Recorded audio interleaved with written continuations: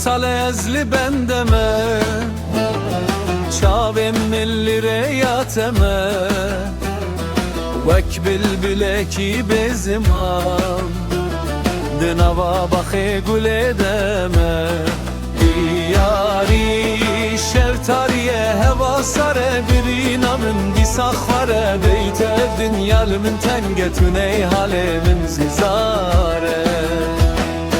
Ay feleke çicimin xwest,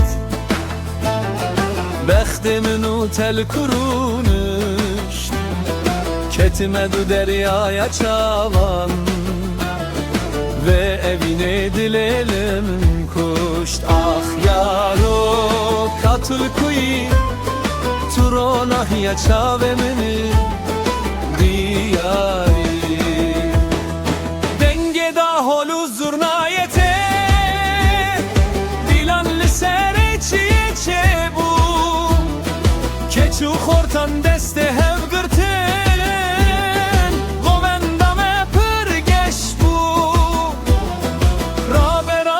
Kes seyran kıras fistan ete biketişan de bileyzin de biriksin civani ya meya her deman.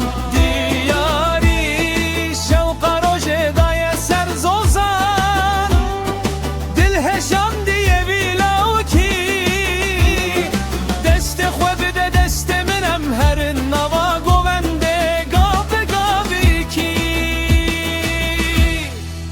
Heke tu dixwazi ez li ser babeteki, dinan jî bi şêw azekî taybet.